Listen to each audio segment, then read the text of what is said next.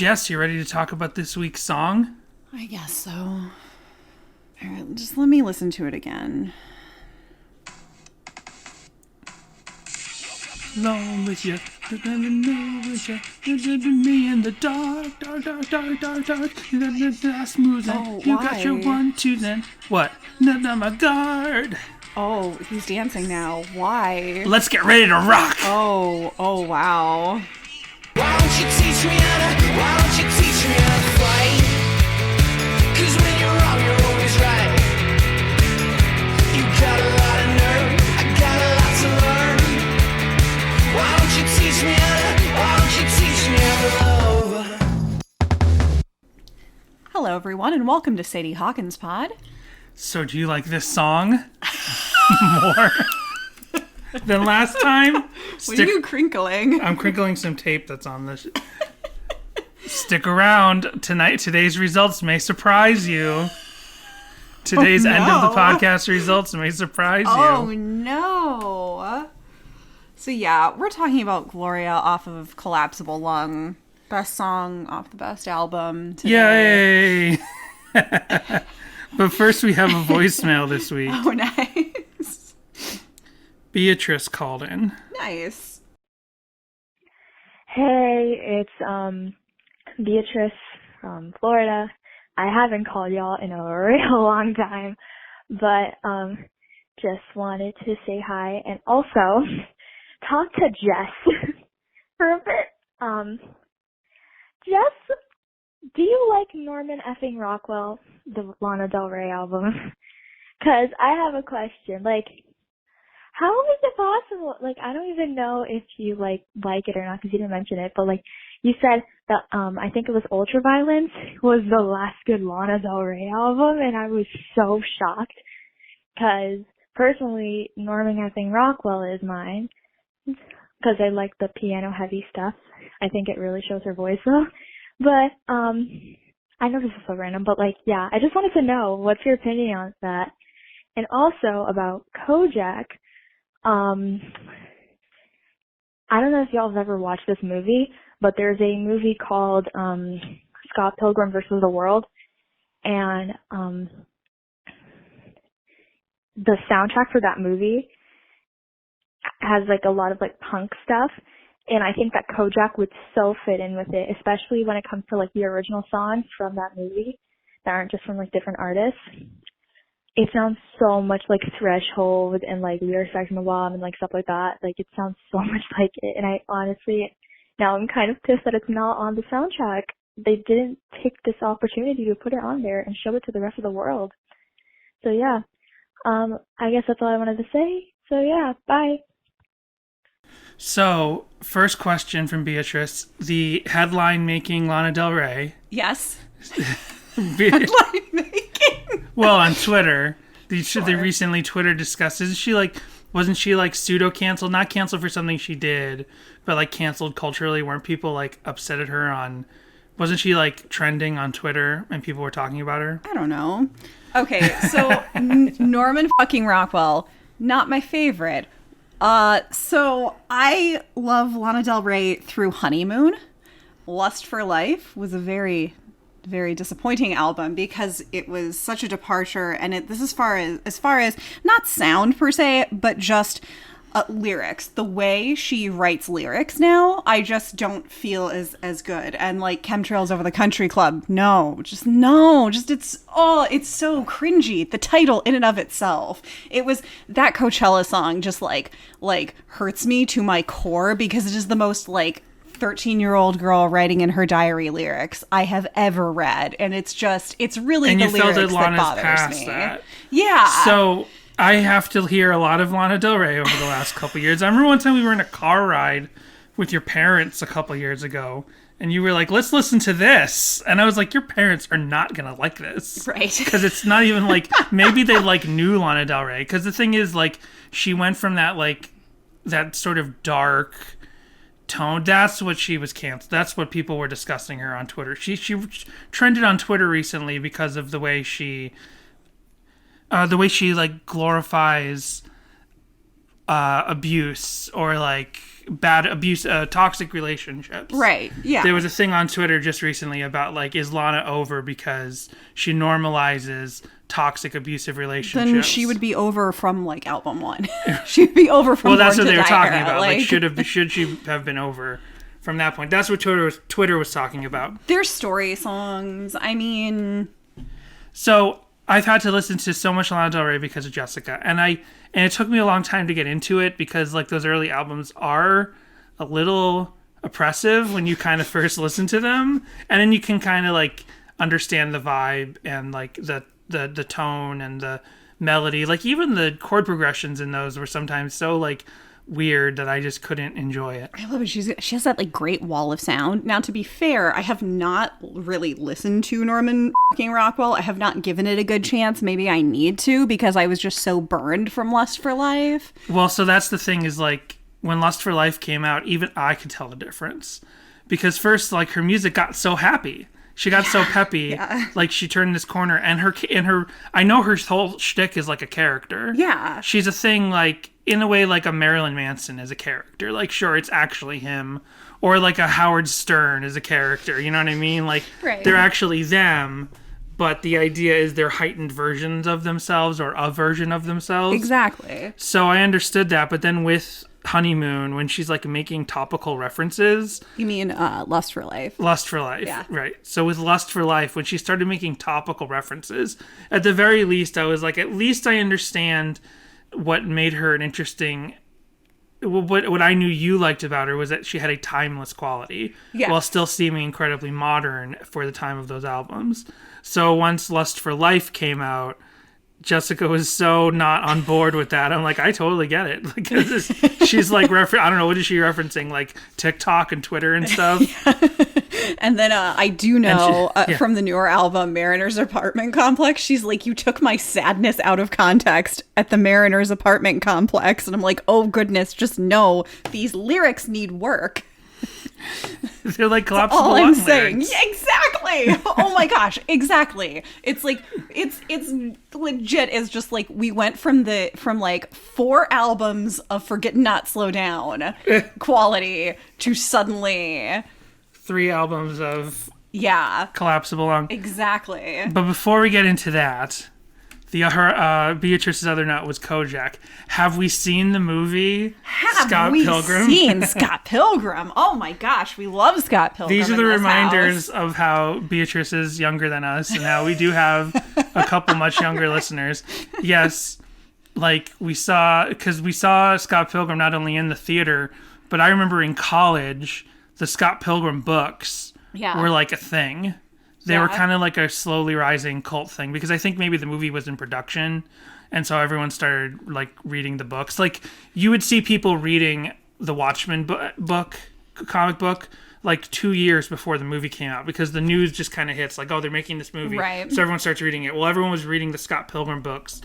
Our college had a comic book store basically not on the campus, but right up next to the campus. Right. It was a big comic book, and it was a film school, so there's a lot of people buying comic books. Maybe Beatrice can go to it. A comic shop in Winter Park. She can actually go there if she wants.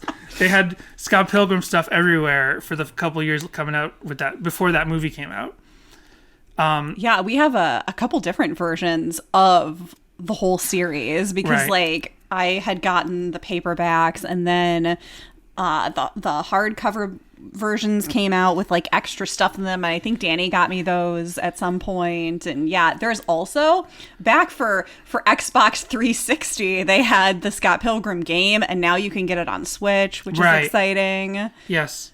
So Scott Pilgrim we saw in the theater, and it was the second experience I'd had at a Michael Cera movie where he plays a heterosexual character that like does something in the movie that someone in the audience got pissed off because it was too gay and made a stink in the crowd.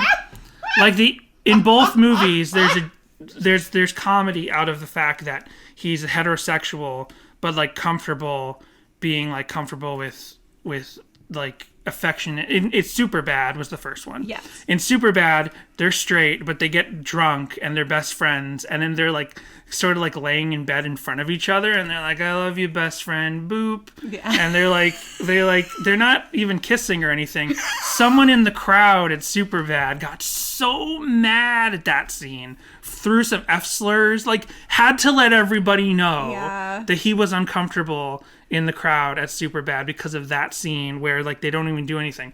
And then We were dating and went together to see both of those movies, Right. by the way. That's how old we are. and then when Scott Pilgrim versus the World came out, there's a similar thing where he shares a bed with his gay roommate played by Kieran Culkin, or one of the Culkins, Yeah, whatever. it's Yeah. Kieran. And like when he has guys over, all three of them are in the bed together, but Michael Right. Cera's Scott Pilgrim's not doing anything. He just lays in bed there because they don't even only show have the anything. one They bed. they don't show Kieran Culkin having sex with his boyfriends. The joke is clear. They have to share one bed, and he's straight, and he's got a gay roommate. Comedy ensues from that, and the comedy is the fact that everybody's totally comfortable with it because it's normalized. Someone in the crowd that night, and that was in Jersey. Super Bad was in Orlando in Winter Park. When we lived in New Jersey, someone in the crowd had to make it as vocal as possible in the audience that he was really upset with that. Like with, I don't even want to say what they said. They said less slurs in New Jersey at the New Jersey thing, but they still made it very clear that they hated it and wanted everyone to know what a homophobe they were. But yeah, the music in that is really great. Yeah. So, but I agree. I think we talked about my reference point for I'm being very loud tonight. It's so loud. And it's late and we have neighbors. Whatever. We have new upstairs neighbors and they have a dog that skitters around and I can hear the dog skittering and running around. I'm like, it's so cute. But then our upstairs neighbor was like, "What are you doing? What are you doing?" I'm like, whoa. The dog's running around. They also play music really loudly, and it's like either spa music or rap, and there's like no in between. And we're like, what is going on? Spa music meets rap. That's basically Lana Del Rey. What? She just gave me. She like looked off and was like, yeah. Sure. So why not? yeah. But my reference point for music like this, like earlier pop punk of the song Kojak and other songs like it, like Be Rad, that are on the All Work and No Play, is the Angus soundtrack. Mm-hmm. The Angus soundtrack, which had Weezer and Green Day and the Dance Hall Crashers at a time when like that music was just starting to blow up. That sort of like last bastion of pre Blink-182 pop punk that was a little bit still kind of raw and like, yeah. And then it kind of came back around with like the Scott Pilgrim type of music where it's not really punk music, it's more alternative, post-alternative rock, whatever. I don't care. I don't really know how to talk about music. That's why I have this podcast. As far as Lana is concerned, like Paradise is my favorite Lana album. And yeah, that whole album is just a study in and of itself in wonderful, wonderful music. Should our next podcast Her cover of Blue Velvet, oh my gosh. Should our next podcast, I mean, this show's not ending for a couple of years or a year or two left in terms of how many songs you have left. We should do a Lana Del Rey thing where you just describe songs to me and I'm like, yeah, I know, I've heard it. Whatever, I don't care. Like this one tastes like soft serve on a pier in summertime. Okay. Well, would that be how you describe the song we're talking about this week? Soft serve on a pier in the summertime? Absolutely Is that how you not. describe Gloria? Because this week we're talking about Collapsible Lung, Gloria. Collapsible Lung's Gloria. Yeah, so Gloria is a 1982 song by Laura Branigan that had a recent resurgence in popularity after the St. Louis Blues used it as their anthem during their 2019 Stanley Cup playoff run. Oh, nice. That's the song we're talking about, right? There's a lot of songs called Gloria. There are many, many songs called Gloria. And I Yeah. didn't write them down. But in like, so here's the thing. This song, Here's Well, the thing. This is it. This is the thing. I say here's the thing a lot. I do You say do? that a lot. And I'll try to stop saying that. That's my New Year's resolution now that January is almost over. This song has accidentally been growing on me this week. Oh, no. We'll talk about it, but from all intents and purposes, it seems like this is probably the least popular song on Collapsible Lung. Yeah. Because Jessica didn't feel like doing the deep dive, or she didn't really have time to do the deep dive this week. So I was like, here's the thing again. So I told her, look, YouTube, there's nothing. There's nothing. There's no covers. There's no fan videos. There's like barely even like fan uploads. Like there's no fan lyric videos. And there's no live videos. There's nothing. There's literally wasn't a single derivative work based on the song Gloria that I could find. It's like it was an all work and no play song, but it's on Collapsible Lung. I was shocked that I didn't find a single thing. And then on Setlist FM, no known performances. So I was like, well, I didn't find anything in my deep dive, so I'll just do your deep dive as well. So then I found all of these different reviews, which I'll get into when we do Danny's deep dive segment.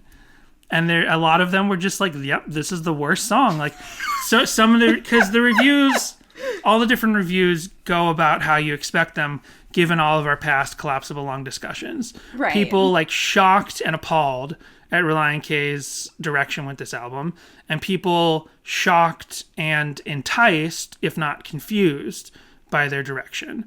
Right, so like these two like versions of positive and negative reactions to Collapsible Lung. But it seemed like unanimously, nobody really liked this song, Gloria. Yeah, I mean, I don't know. I've got the shakes and you're my drug is still a better line than you're like my own personal brand of heroin. Are there different brands of heroin? I don't know. Apparently Stephanie Meyer does, though. Oh, Twilight. Twilight, was yeah. like, that sounds like a 2008 reference as well. Yeah, you know, a lot was, you know, sort of stirred up in the Relient K fandom because of Sexygate. Because of, you know, the word sexy being referenced in another Collapsible Lung song. But what about this one where they referenced Disaster? I was trying not to. I'm just kidding. I purposely didn't want to reference it. No, I couldn't think of what song it was. But this song, they referenced drugs. And the whole, which I know is a metaphorical theme, drug. Right. The overarching theme of this seems to be making whoopee. Right. Yeah. This is another. He's like teach PTL, me how to love. Yeah. Which it seems like it makes sense that this song is followed by PTL, which is a superior song. So, as I really listened to this song a lot. I listened to it a lot. Because there was nothing on YouTube, I kind of made it a project to make stuff for YouTube. So I uploaded four different. Wow. Whereas last week there were no derivative YouTube videos of Gloria. Now there are 4, and they're all on the Sadie Hawkins Pod YouTube channel. Oh my gosh. So I listened to this song a lot in all the things that I did with it, and it just kind of like slowly grew on me. And it's in that. And you know who will be very disappointed is because my deep dive, like, it was so hard to find stuff about this song because there's just nothing, no one talks about it unless it's in reviews where they're saying what the hell's up with this song. I even went to Twitter and specifically searched all of Relient K's tweets for any reference to this song, and there was nothing. Oh, wow. But then one of the top results, because I guess we're connected like through friends with him, is Daniel. You Can See My Socks. He did a list of the his least favorite songs on each album, and I hope I uploaded it like I thought I did. I did, but it's not showing up on my thing. Here it is. Okay, I had to refresh the page. So this is Daniel's least favorite song on Collapsible Lung as well. Yep. Because that was in his tweet from February 16th of last year. Now, does that include bonus jam? That's my jam, which is not a jam. No, I would say that that's probably, you know, it's funny because, like, so the big detractor of this song is that stank that Thiessen has in his vocal delivery. Yes. Because shockingly, almost ironically, this song has some of the heaviest guitar, for what it is, some of the heaviest guitar effects on this album. It's like a dirty, fuzzy guitar. It is not at all like understand when I very slowly say this, so people don't think I literally think this. The song is not at all like a White Stripes or Black Keys song, but it has a flavor of that. Like I would say with like the beginning and that whole opening thing, but then when it gets in the chorus, it loses that. But that fuzzy guitar, that drum beat, and that like opening chord progression, vocal melody, I could almost hear a version of that in like a modern bluesy type of rock band like a Black Keys or a White Stripes. It totally loses it with the chorus because the chorus becomes this whole other kind of poppy thing. But it's just funny that this song has the fuzziest guitar on the album, but it's like the most reaching attempt at something not Relient K that Thiessen has ever done vocally on any of these songs, on any of Relient K's songs. You know what I mean? Mm-hmm. Like that sassy flavor, that sassy stanky flavor that he gives it. Like, yes. And it also reminds me of PTL, which is a far superior song. I actually do unironically like PTL. I'm only ironically starting to like this song because of this like Stockholm Syndrome thing I've had with it this week. But like how when I listen to PTL, I'm like, is this Matt Thiessen trying to be Prince or like a version of Prince or like trying to be like someone else that I don't know the reference to that's inspired by Prince as well? This song also reminds me of that because he does those little, in this song, Gloria, he does these little breathy things like, and like he's like, right. He's like acting it up. He's just putting that little thing in there. He's like trying to add that extra like sexy thing that a Prince would do. Because Prince would do those like breathy things, like he's basically having an orgasm in the middle of the song. Sure. Like not literally, but like a quick little breath as if he's having sex in the middle of between two lines of the song. Or I think there's one Prince song where he literally just has a fake orgasm on mic for like 2 minutes. Wait, really? Yeah. Huh. It's one of the earlier, like one in the first 4 albums, because I've done some deep dives on Prince, but I don't know the names of songs.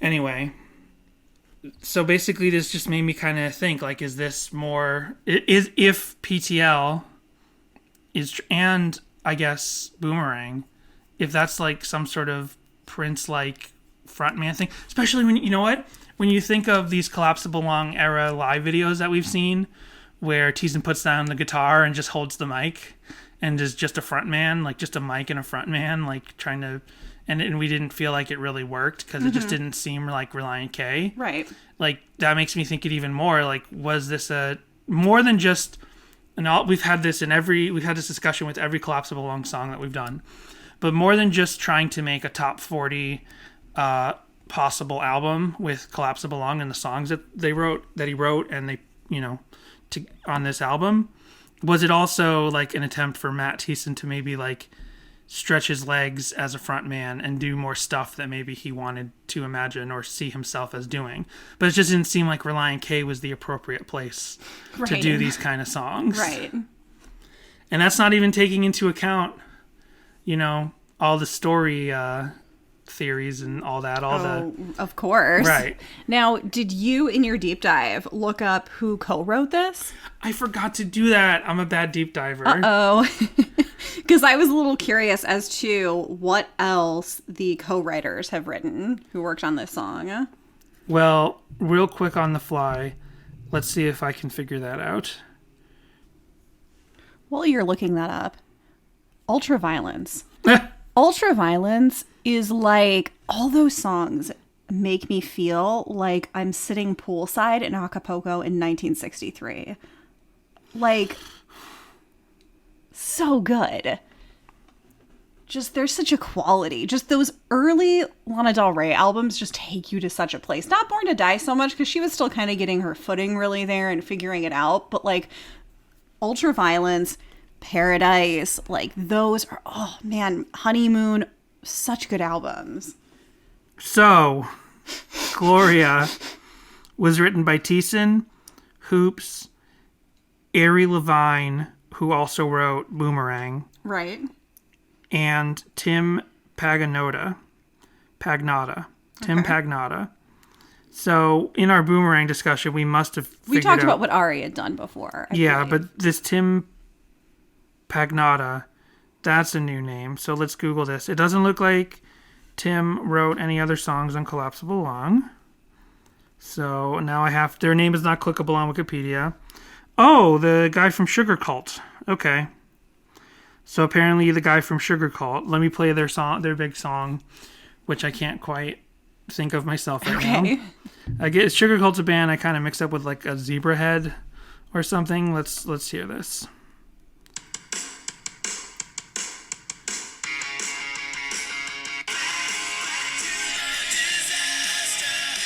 So the guy from this band, Oh, yeah, I know this song. yeah, this is also a band. I mean, I just said I mixed them up with Zebrahead, but again, actually, this band is almost like an American Hi-Fi or like a Yellow Card or Yeah, that's a high school jam right there. yeah, that kind of band that oh damn, what's their name?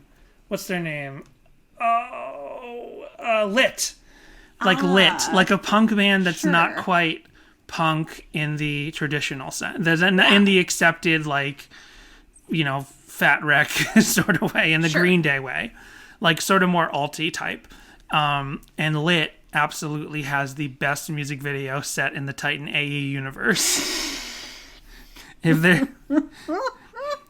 when you listen to the Titan AE soundtrack, which also has Urge on it, Wow.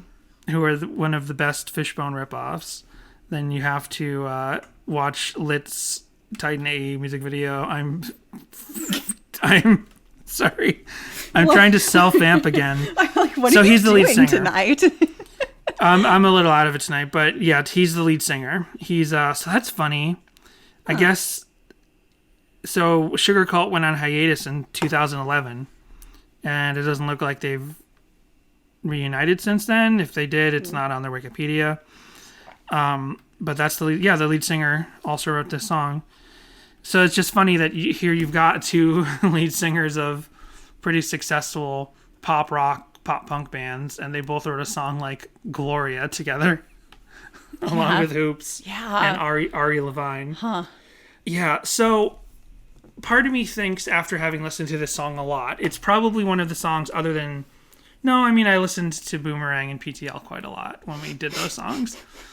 I can almost...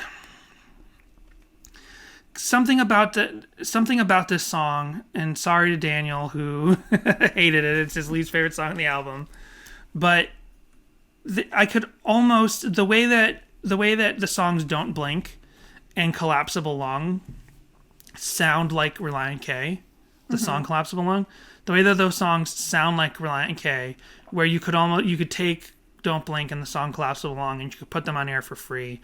Or you could almost, change the production. You could almost put them on Forget Not Slow Down, or at least like bonus tracks for Forget Not Slow Down. I can close my eyes with Gloria, and I can almost see a version where the lyrics are different. The lyrics are less like reaching for this like sexy theme. Like if the lyrics were a little bit more like something that Relient K would normally sing about. And the vocal melody would have to be totally different. It wouldn't have to have this like, because it's the rhythm of these words also lend themselves to that like funky stank that. Right. Sorry, I keep saying the word stank, but it's the only way I can describe it. That funky stank that Matt Thiessen puts on these lyrics, like you'd have to totally do a whole new vocal melody. But if you took this track and wrote a whole new vocal melody with whole new lyrics that fit one of Relient K's normal themes, like Collapsible Lung and Don't Blink, lyrically fit all of Relient K's classic themes, this song could be on air for free, as far as I'm concerned. You couldn't put this song... You could put maybe other people don't agree with me. I think you could put Don't Blink or Collapsible Lung on Forget Not Slow Down. No. You'd have to rework the production. I'm not saying there's... The production of Don't Blink is very thin. You'd have to redo it. But... You couldn't put this reworked version of Gloria I'm talking about, this like where you toss out the vocal track. You couldn't put any version of that on Forget Not Slow Down. But toss out the vocals, write whole new lyrics, whole new vocal melody, that fits Relient K, and I think you could put Gloria on Air for Free. Because you got pedal hoops in the mix. It's got, it's not a traditional Relient K beat, but I just feel like there's something of like an Air for Free Relient K, which we don't, other than Empty House, like there's nothing that feels out of place for traditional Relient K on Air for Free. Which I think really, and I've talked about this before, as much as Collapsible Lung is maligned by a certain sect of the fans, I don't think Air for Free would probably be maligned more if it wasn't for Collapsible Lung, because it's almost like an adjustment. Yeah. Because if you went from Forget Not Slow Down to an Air for Free, or if you even went from like 5 Score to an Air for Free, people probably would have been more outraged because it would have been such a big leap for them. But it's almost like because people of were outraged between like Anatomy of the Tongue-in-Cheek and Two Lefts Don't Make a Right. Like they were like, oh, such a departure, is it? We come across it all the time. Yeah. You're right. Every album we come every album, and 5 Score we see reviews about what a drastic change they've made. Let's see what else I have for notes. Oh, I still have Sugar Cult playing quietly in the background.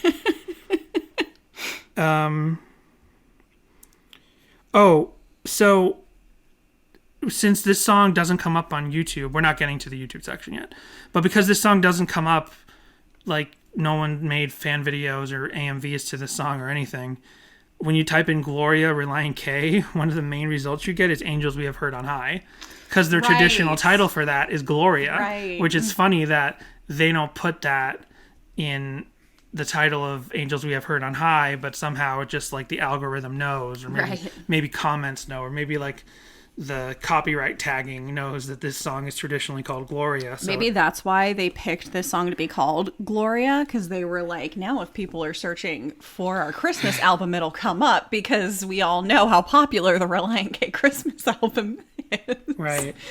Or maybe they didn't want to repeat the Baby situation. How they have 2 songs called Baby and one's a cover and one's a original song. They didn't want to repeat that issue. But they would have had to do that like they would have had to done that proactively, because they were like maybe someday we're gonna write a song called Gloria. Maybe someday, maybe like 4 years from now we're gonna write is Angels We Have Heard of High is on the first Christmas album, so they're like maybe 7 years from now we're gonna write a song called Gloria, and it's gonna be a stanky pop top 40 song. And we don't want there to be any ambiguation. So let's make sure to just call this Angels We Have Heard on High. Oh man, so you know what? Something that I just realized now, I didn't mention in Top of the Show business, but I loved our Kojak episode. I thought that was a really fun episode, and nobody had any comments on it. I was like, I didn't go look at the numbers, so I don't know if anyone even listened to it. Yeah, maybe. I thought it was a fun episode, though. Jessica was super happy with it. I told her, like, go tweet that you're disappointed that no one's giving us any reaction to the Kojak episode. And she was like, no. Usually we get a couple tweets from each episode, but nobody had anything to say about that one. Yeah. Beatrice called up to talk about it. That's true. You. She didn't talk about the episode, but she talked about the song. She gave us something. So, so since I did all of the research this week, we'll be right back. I'm calling the break, and we'll be right back to go into the deep dive. If you enjoy Sadie Hawkins Pod, please rate and review us on Apple Podcasts. And you can interact with the show. Call our voicemail line, 402-95-SADIE, and we'll play it on a future show. You can send an email to sadiehawkinspod@gmail.com and visit our Instagram and Twitter, which are both @sadiehawkinspod. We also have merch up at our TeePublic store, where you can get a shirt, a mug, stickers, and more.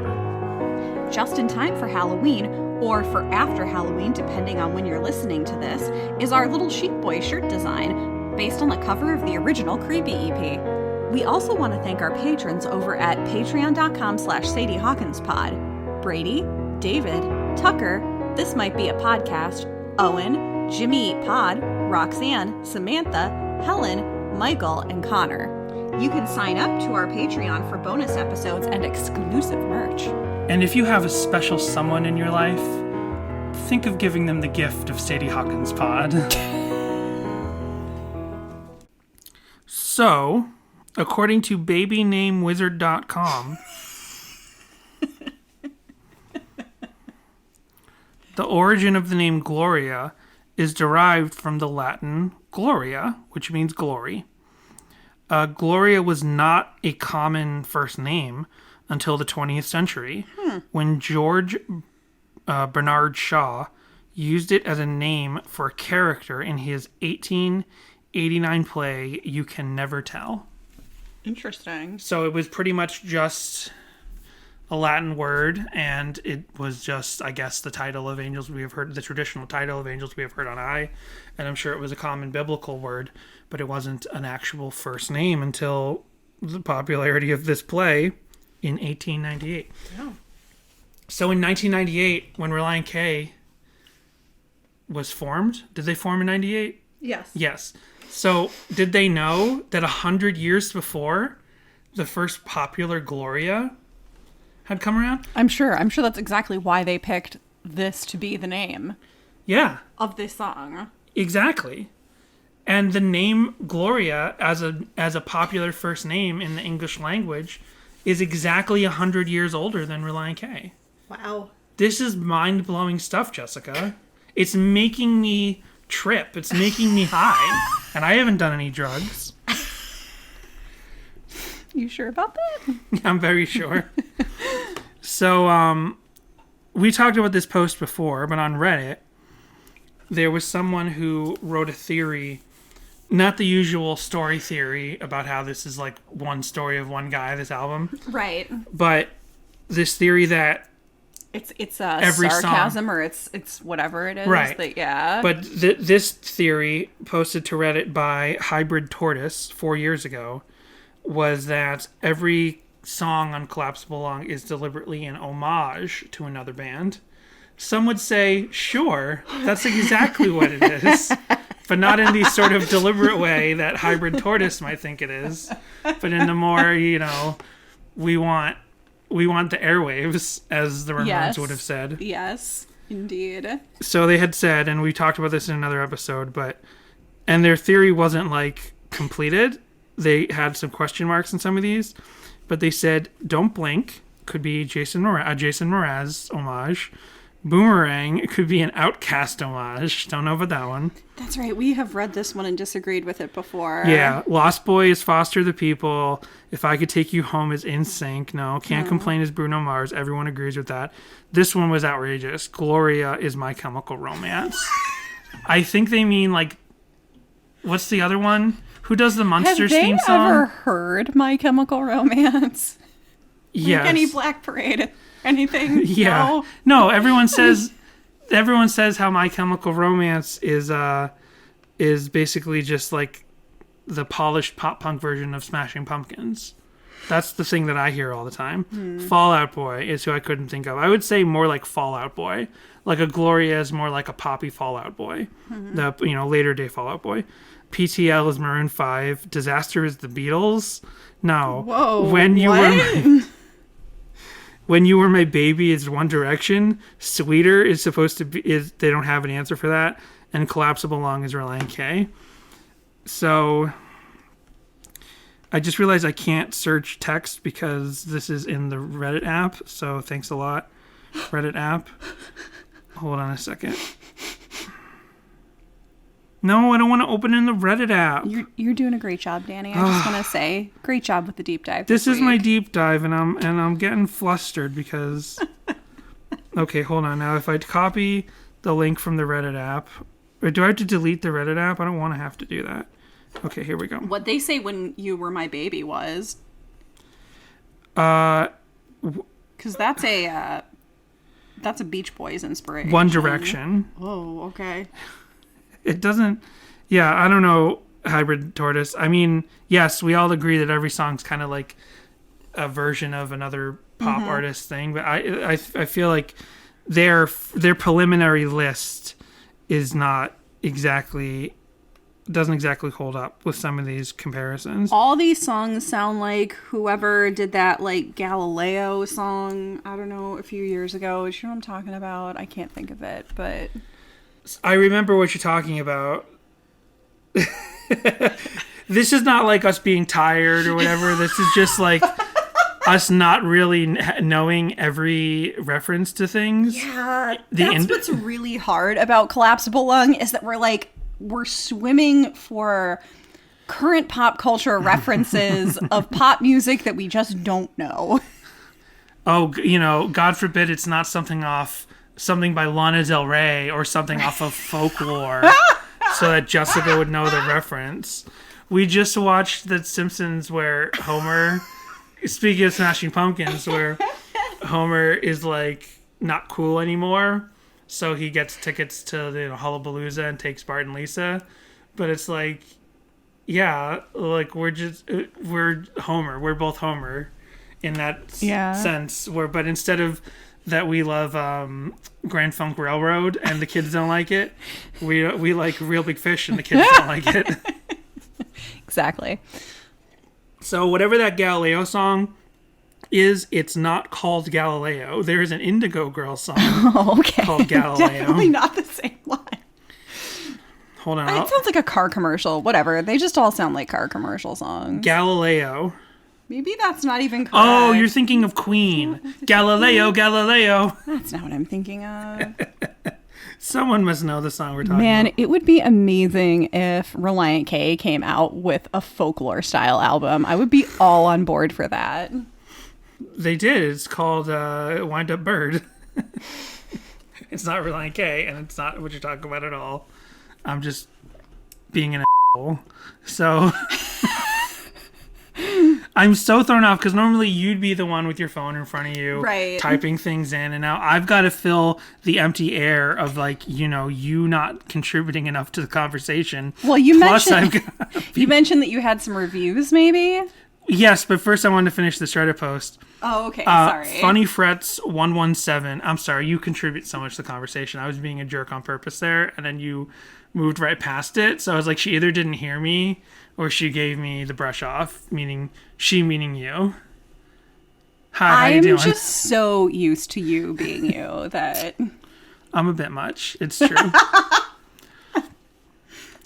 So Funny Frets 117 said, Gloria is very clearly closer to Neon Trees. Some might argue it's almost a ripoff of Animal. And then J. Newton 1018 said, this is a huge stretch. Gloria is My Chemical Romance? No. So let's listen to Neon Trees Animal real quick and see if it. I know this song. I like this one. Oh, okay. I don't really know titles of things, so I don't know. This isn't a soundtrack. That's the only reason why I know it. Okay. Oh, yeah. Oh, yeah. Oh, yeah. Yeah. Yeah. Style and totally. substance-wise, this is totally like Gloria.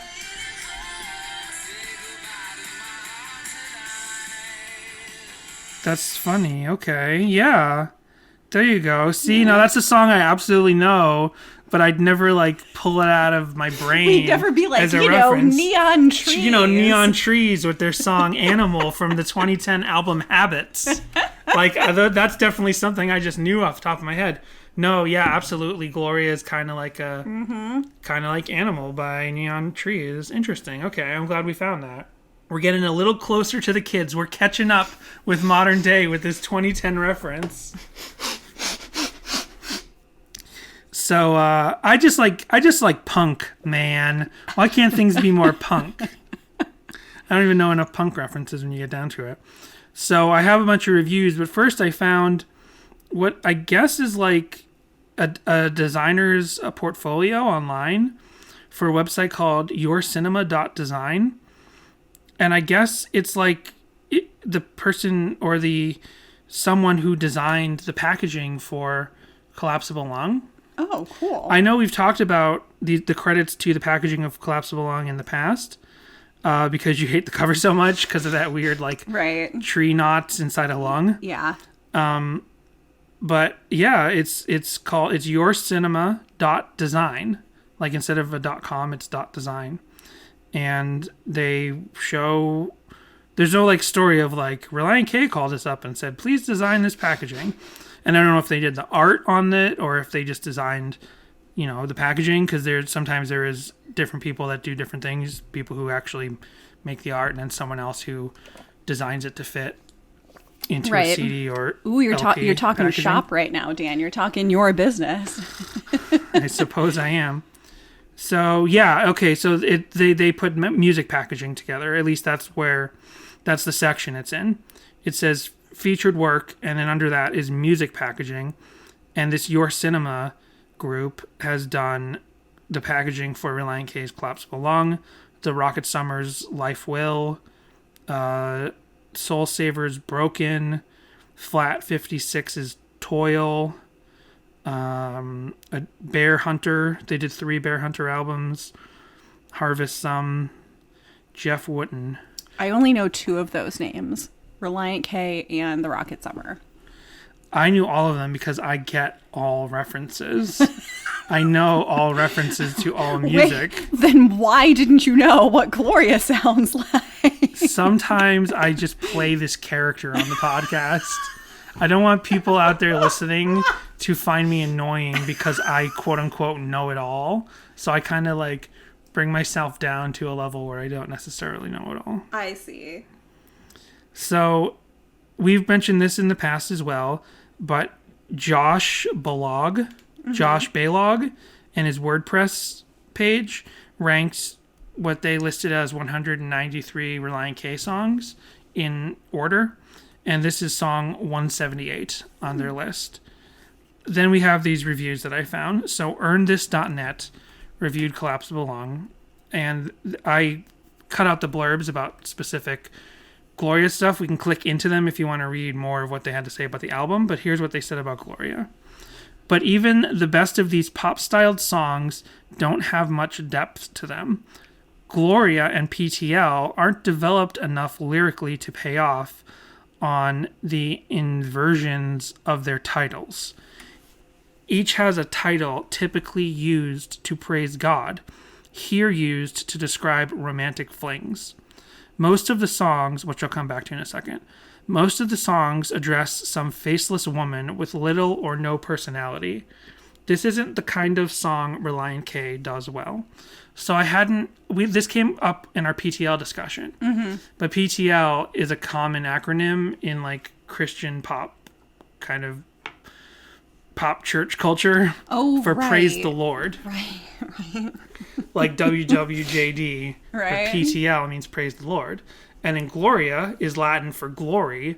So, and it was just it was a church word until it became a name in 1898. It became a common first name. So I found that really interesting. I hadn't thought of that you've got 2 songs that kind of fly in the face of what Relient K had maybe been, right? Not right. directly, not in a way of like, like a solid state band that like flat out starts to reject the church or might flat out become atheist. Right. Or like an MXPX that sort of just doesn't acknowledge that stuff anymore, or like a Five Iron Frenzy that becomes really progressive, but to just sort of like still kind of be Relient K, but have 2 songs that if you looked at them on a track list, knowing what you think of as Relient K, you would think, oh, there are 2 more Christian songs, right. And then you find out there's songs about getting that strange. It seems like, putting it in that context, which I hadn't thought of before, it seems really subversive. It's really weird to hear you say things like getting that strange and stank. I just want to say that like I'm really hung up on it. I'm married to you. I'm saying them as jokes. You know that, right? Like this isn't like how I normally talk. I'm saying it in connection to trying to make sense of these songs thematically. So, but it is like, it seems so odd and subversive for Relient K to suddenly in 2011 do that. Yeah, you know what I mean? Like right. Everyone had every different fan kind of came to terms with what the album Collapsible Lung is on their own. I feel like we talk about this every time we talk about Collapsible Lung. But this is a slightly different... we do, but this is a slightly different tangent. So every fan after 2011 or whenever they came to Collapsible Lung kind of dealt with this in their own different way. And we know all the different ways people have fit this or not fit this into their headcanon with Relient K. But yeah, now to look at that earnthis.net said that they have 2 Christian titles. Didn't this come out in 2014? No, this came out in 2000. I'm sorry, you're right. This came out in 2013. Yeah, you're right. Sorry. 13. So after 2013, every fan did that, like tried to fit this in their headcanon. But now thinking of that and not having thought about it before, like I never thought of Relient K doing this album as unchristian. Because you know what makes you unchristian? Nothing. I don't know. Just writing a pop album doesn't make you unchristian. Right. Being unchristian is like literally saying, I am not a Christian anymore. I don't believe in Christ. That's the thing that makes you unchristian. You know what I mean? Yes. Just writing a pop album about like worldly, secular things does not like make you not a Christian or whatever. And I know that's not exactly some people's criticism against the album. I'm just saying, I don't care that Relient K wrote an album that's more worldly or whatever. But it does seem super subversive. Am I harping on this too much?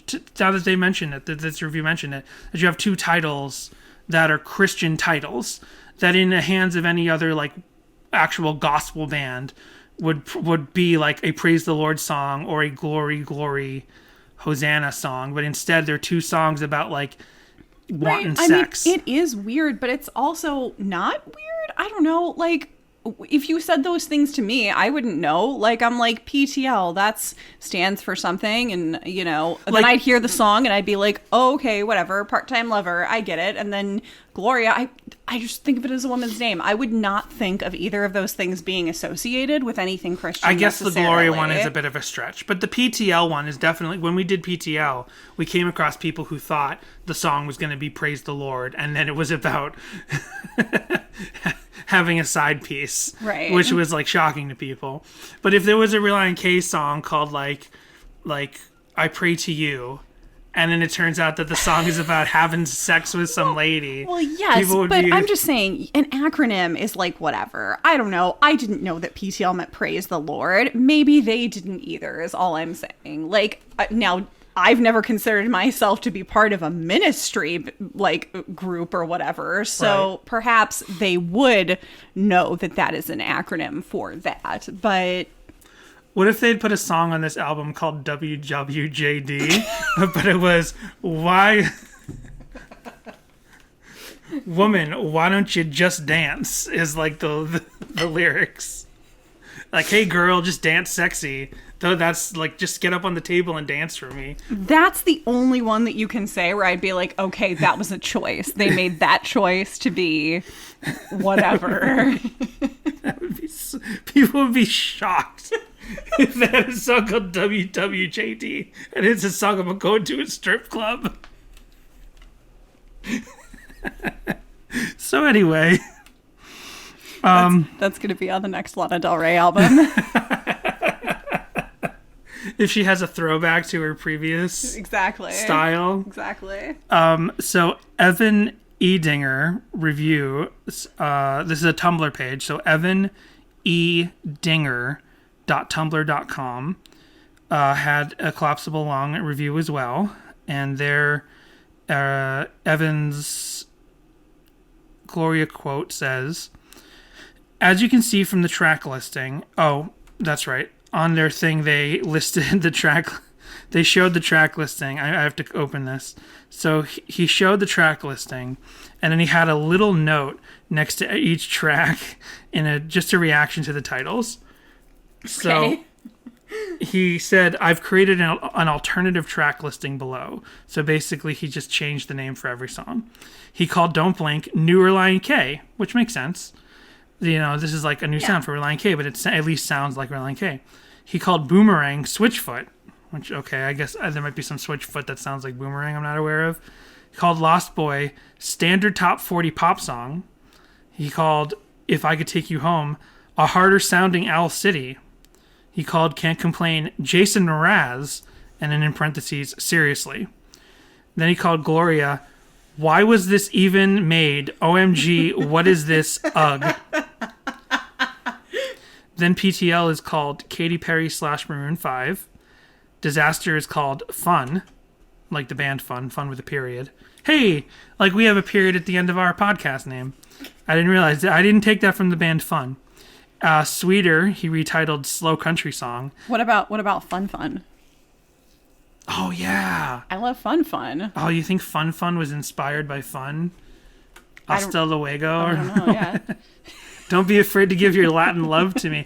Fun was an Italian. Well, I'll put in a clip, but Fun was an Italian pop duo from the 80s. They just look like two babysitters. They look like two teenage girls that would babysit you when you were a kid. Yep. Like, not in a dirty way, just like nice high school kids. And they're two Italian pop singers.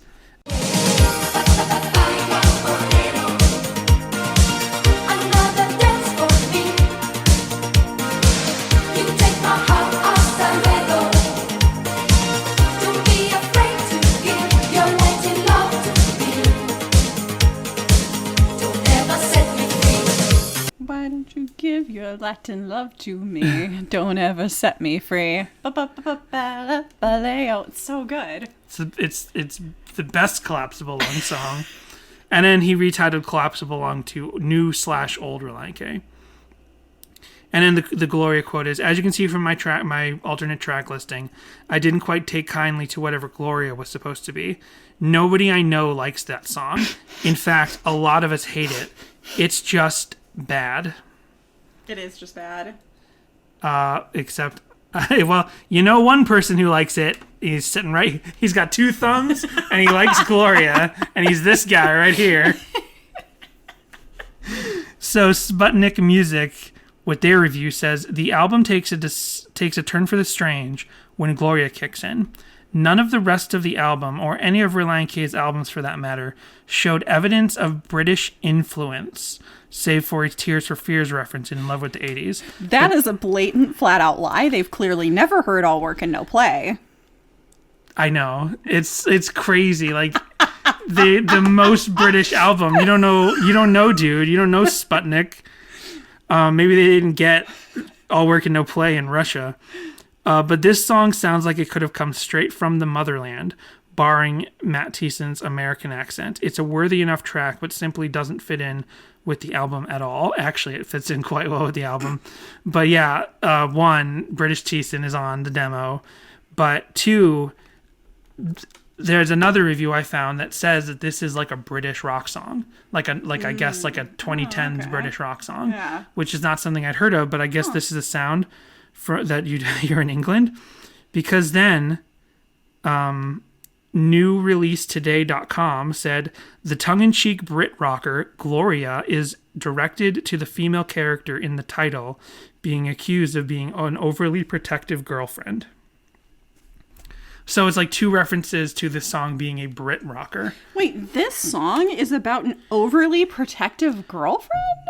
Yeah. You didn't realize that? We didn't really talk about the lyrics. No, I was hoping we'd talk about the lyrics. So let's take a step back and talk about the lyrics real quick. Because, yeah, we didn't... It doesn't sound like she's overprotective. You're keeping me in the dark. You got your fast moves. Well, the bridge is more... The bridge is about her being overprotective. But this is about, like, a relationship. We didn't talk about what the song's about. But, yeah, the song is about, like, not exactly a toxic relationship, but, like, an uncomfortable relationship where, like, two people are together and she's kind of, like... She's like, just kind of unstable for his life and kind of strings him along and causes him a lot of like emotional ups and downs. And then in the bridge, which is probably my favorite part of the song, I guess it's love, flower petals everywhere. I guess it's love running fingers through your hair. I guess it's love when you tell me what to wear. I guess it's love when you're going through my phone. I guess it's love when I can't go out alone. I guess it's love if you've got me feeling low. Why don't you teach me how to love? So she's like overprotective. She's just like bearing down on him. Gotcha. You know what I mean? They're not like good together. Right. The character in this, the girl in this song, which I don't think is the same girl as any other song on this album, but it's, I mean, maybe like a Boomerang, but she's like just Now, I don't know, you got the perfect guy, so you might not really understand Of course. this kind of... Yeah, I think that's my holdup on this song. Swatting kisses like they're flies. Which one of them is doing that? Telling lies, swatting kisses like they're flies, doing everything I can to survive. Keep me out in the cold, raking me over coals. Either freeze me or burn me alive. That, again, does not sound overprotective to me. In a way, this is the most Christian Relient K song because she's like... She's neither... She's not lukewarm. She's either going to freeze him or burn him alive. She's not just going to let him be lukewarm in their relationship. So that's like the most Christian relationship. How?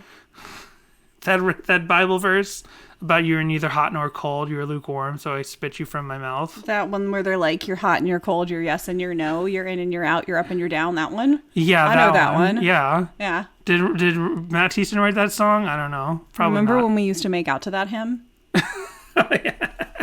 It's a Simpsons reference. This song is just so sexy. This Gloria song is just so wild and sexy. It's just got me wanting to learn how to fight and want to learn how to love. It is kind of... It's not as shocking as saying, girl, you look so sexy. But Matt Thiessen singing, I got the shakes and you're my drug. That's a pretty, like... visceral lyric, you know what I mean? It is. Because like the shakes is like a real thing. Like you're on heroin or something. Like you're on a real heavy drug and you're on withdrawals and you actually have the shakes. Like that's a serious condition. That's a serious condition. And here he is just mocking it, just like high of 75. Like because he references bipolar. Right. It's a real disease. The shakes is a real disease. Right. So, I feel like I'm breaking down. Just like the song Breakdown. Yeah. So last bit of my deep dive is the heraldstandard.com says, the band appears to be at their best and most relaxed on the raw and passionate Gloria. What? I'm sorry, can you read that again? The Herald Standard loved the song Gloria, and they want you to know that the band appears to be at their best and most relaxed on the raw and passionate Gloria. Where is the Herald Standard coming from? This is no standard that you abide by. I just want to know, is this a college paper? Is this... It's, I don't know, it's a .com. Does that answer your question? So not a college paper. The Herald Standard. Oh, it's just like an online thing. It's just like an online news source. Gotcha. Yeah, I don't know. Okay. So I don't know if it's just some paper, like a local paper. Doesn't really say. I don't know.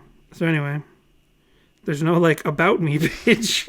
What kind of paper are you? That tells me everything I need to know about them. So one other thing I'll say about the song that I forgot to mention during that part of the show is that production-wise, and I don't know which of the two producers worked on this, and I don't feel like going back to look it up right now, but this is a very dense song production-wise. There is, even if you hate this song, there's a lot going on, and there's certainly such a thing as something being overproduced, and maybe this song can be described as overproduced, but after having listened to this song a lot, I feel like every production choice works for what this song is. Even if you hate it, there's all this kind of crazy reverb and these echoes. There are these like chiming sounds, and there's that fuzzy guitar. It's a very, it's not, I wouldn't, maybe dense is too strong a word, but it's the only word I can think of right now. It's a pretty dense song production-wise, and for the type of pop song that it is, I find the production, as produced as this song is, to be pitch perfect for the type of song that it is. Paul Moak was the producer and engineer on this song. Okay, so it wasn't Aaron Sprinkle on this one. Yeah, I don't know. Even if you hate this song, I feel like this, I can almost agree with the Herald Aaron standard. Sprinkle did do PTL though. Okay. And PTL is like, this song is a little bit more complex in the production than PTL. Like PTL seems a lot more understandable. Like I could hear PTL like actually having been on the radio in my head, you know. Gloria, I could almost hear as well, but it's a little bit of a denser song, and there were a lot more decisions being made in the production of this song than it seems like there was with PTL. Like special effects. When special effects are really good, you can't even tell they're there. I can't tell how much production was done on PTL, but I can tell a lot of production went into Gloria, and it fits for the type of song it is. I worked so hard trying to find covers to this. When YouTube let me down, I tried doing some like Instagram searching, which is really hard because you can only search, hashtags. Hashtags, right? Yeah. And that Pikuyi site or whatever it is that's supposed to, like, it's a third-party Instagram searching site. They were down, so I couldn't use them. So I tried, like, Google Advanced Search, like trying to search Instagram and the hashtags Relient K and Gloria, and couldn't find anything. So I went to Twitter, and I typed in Relient K Gloria, and like I said, the official band account never tweeted anything about this song, but I did find one person. Speaking of, having never heard this song on the radio or anything, somebody tweeted how they heard this song play at a Buffalo Wild Wings once. One person said at B-Dubs and just heard Gloria by Relient K. Outstanding. And someone else tweeted their Instagram post that said just did a drum cover for Gloria. And I was like, perfect. So I go to it. And it's not quite what I expected, because here it is.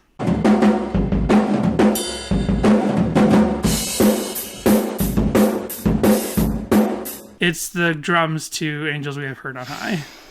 But they didn't even call it Angels We Have Heard on High. They just called it Gloria. Nice. They said yet another song down for the count. Relient K's Gloria, second verse and pre-verse. Here it is. Relient K, Gloria, Let It Snow Baby, Let It Rain Dear. The song's not called Gloria. They just were like, they know this song by their traditional French title. They don't know it as Angels We Have Heard on High. So I'm going to do a drum cover to the song Gloria right now. Okay. Jessica, hold on 1 second while I go get the instrument. Okay. Come here, you. Come here, you. Oh, she was sleeping. And she's very upset. I'm bringing the dog over. Here we got her. It's April. Ready? Okay. Yeah.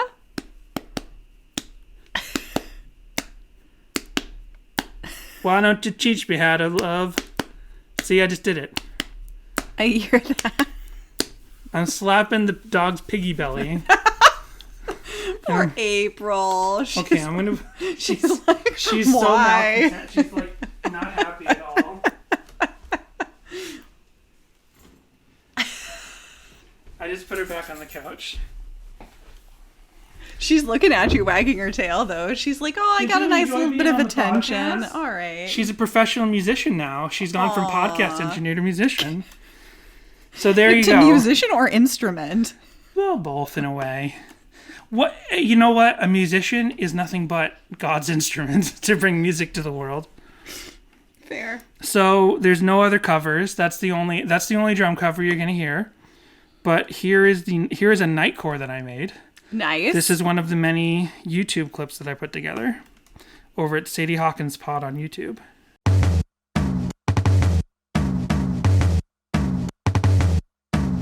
Woke up alone with you, I never know what you're keeping me in the dark. You got your fast moves and you got your 1-2s, and I can never let down my guard. You say you can never do better than me. Hey Gloria, what's come over you? Why don't you teach me how to love? Why don't you show me what's up? I got the shakes and you're my drug. Why don't you teach me how to fight? What do you think of the nightcore of Gloria? I actually think it's preferable. Man, it really does emphasize how like weird the vocals of this song are. Like just. And I just realized that they do that thing that they've done on other songs before, non-collapsible lung songs. So there's, among all of the production bells and whistles in this song, there's this other subtler one, which has come up on the show before. There's like a ton of reverb on the vocals, right? So many echoes. Why don't you teach me how to love? So they did that thing again where you have reverb, and then the instruments cut out for a second. And when he says, why don't you teach me how to, they cut the reverb down. I don't think they took it away all the way, but when you do that, it like punches the vocal at you just for a second. Right.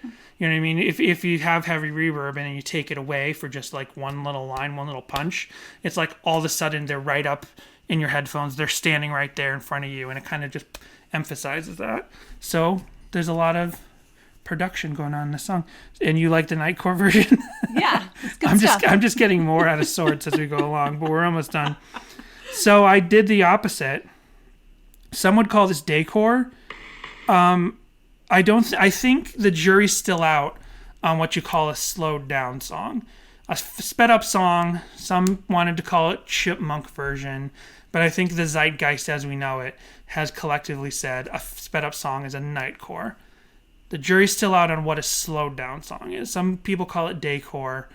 I personally like this other group of people call it the doom version. I've also heard it called sludge. To purposely slow a song down to hear what it sounds like. It's called a sludge. I kind of like the doom thing because it goes along with that meme guy, that Wojak meme guy. Oh, right. If you've seen that meme where like a guy, a cartoon drawing of a guy in like a black knit cap and a zip up hoodie is talking to like a gothy type of girl, and like typically they say like, you know, do you like this band? And she's like, yes. And then it cuts to them being married. And it's like that very meme kind of drawing thing. He's called the Doomer guy, and she's called the Doomer girl. Gotcha. And this whole style of meme is called the Wojak, Wojak, style of like meme character drawing. So I created my Doomer version of Gloria. And for the artwork, I got that picture of Matt, Ethan, John, and John standing in front of like a barn door. And I added the Doomer guy standing in next to Ethan. And this is my Doomer version of Gloria. And this made the song 5 minutes and 10 seconds. Oh, wow. So I think I slowed it down to like 40% or something like that, maybe 60. April does not like that. April doesn't like it. Well, she's not going to like this even more. Here's Gloria slowed down by like 40 to 60%. You got your fast moves and you got your 1-2s, and I can never let down my guard. You say you can never do better than me. So I think slowed down. It's really an improvement.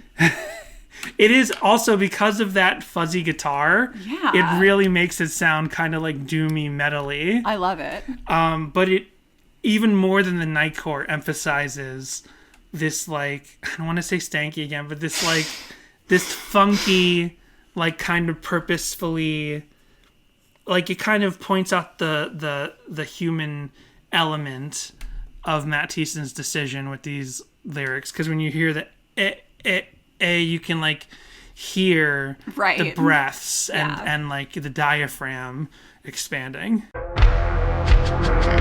say Like that wanton, just desire-filled Thiessen just going, you say. There's a chord progression in this song which I don't think I would have noticed that I liked so much until it was slowed down. And let's see if I can find it. why don't you show me what's up? I got the shakes in my throat. Why don't you teach me how to fight?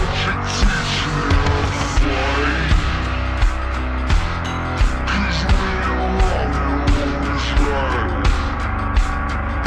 It's I there love it. on It sounds the right. like Coldplay. I guess it does, yeah. It also sounds like Ocean Man, take me by the hand. You know that song from the SpongeBob movie? Why would I know this? Why wouldn't you know the SpongeBob movie? So we got to hear the when you must be love when you're taking my phone part. I guess it's love when you tell me what to wear. I guess it's love when you're going through my phone. I guess it's love when I can't go alone. I guess it's love if you got me feeling low. Why don't you teach me how to? Why don't you show me how to? Why don't you teach me how? Why don't you teach me how? I love the new Guar album. This is the best heavy metal song you've never heard. And then I made 2 rave DJs. And I guess I'll skip. So I took the song God Hates Flags by Five Iron Frenzy, which last time I did a Collapsible Lung mixed with a Five Iron Frenzy song. It was off of the same Five Iron EP. So I kept that going. It was Boomerang by both bands mixed together. But instead, we'll end on this, which I freaked out the other night when Jessica did a YouTube search for this song. I'm like, no, because I didn't want her to find this, because I enjoyed this rave DJ so much that I wanted to kind of put it out there ahead of time. And I'm like, well, I can't put it on social media, because you do check our social media for the podcast, even though you don't necessarily post to it yourself. Right. So I was like, well, I'll put it to the YouTube page, because I know Jessica's not watching the YouTube page. And then at least Brady and Beatrice might see it, because I know that they're subscribed to the YouTube channel. So here is the rave DJ that I put together.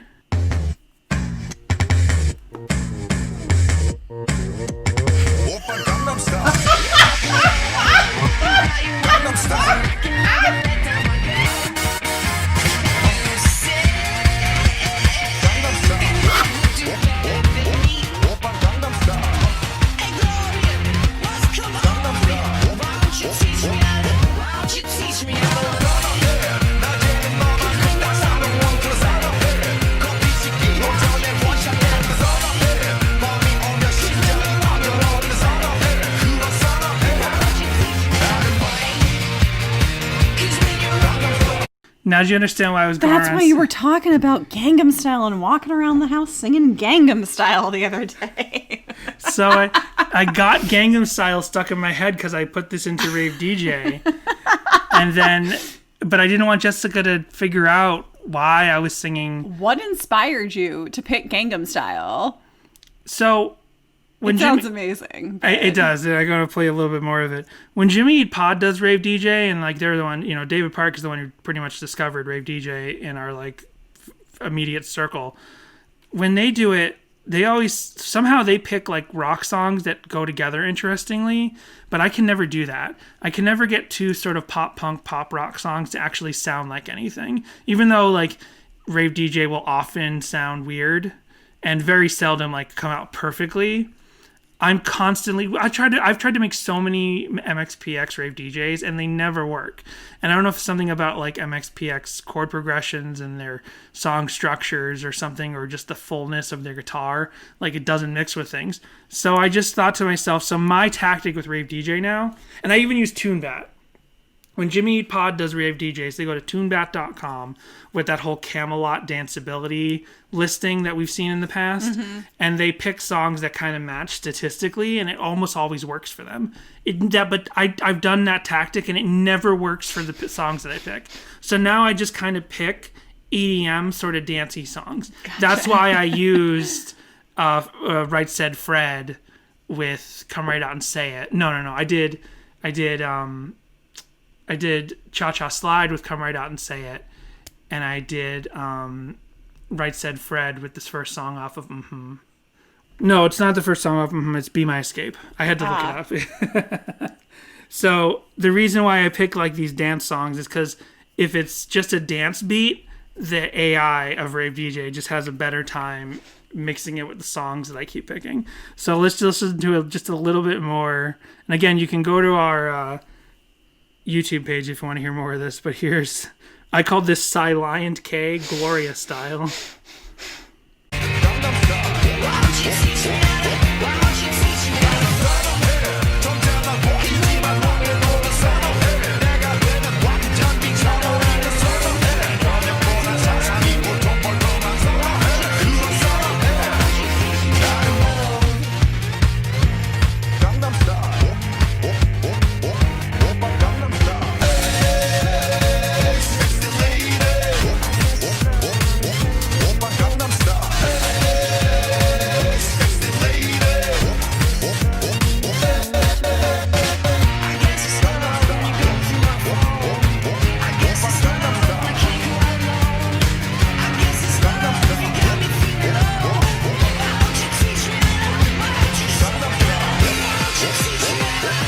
on Gangnam Style. Why don't you teach me how to That last part is so perfect because don't you teach me how to like dut.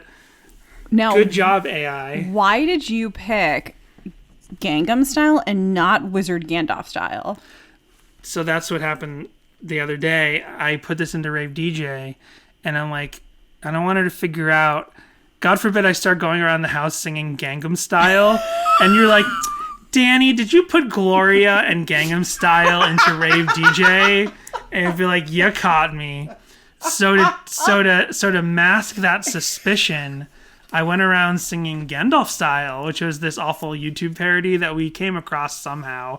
I think I found it on Spotify. Yeah, it was on Spotify. And this would have been like 2012. Right. I just somehow typed in I think I typed in Gangnam Style. I think it was 2012, and Gangnam Style was only like a year old at that point. And I was like, oh, let's listen to Gangnam Style again. And I found Gandalf Style, parody of Gangnam Style. Let's see if that's still on Spotify. Oh man, I hope so. Keep it secret, keep it safe. I'm spoiling all the jokes that everyone's going to hear when they listen to Gandalf Style. It's here. This is by the Screen Team. I think it's actually like a YouTube video, and they just put the song on Spotify as well. And this is how we'll end tonight's Gloria podcast with Wizard Gandalf Style by Screen Team. Well, before we do that, No, Danny, no, do you I- like the song more or less or We'll the come same? back to discuss okay. that. I mean, this is what we'll end discussion on.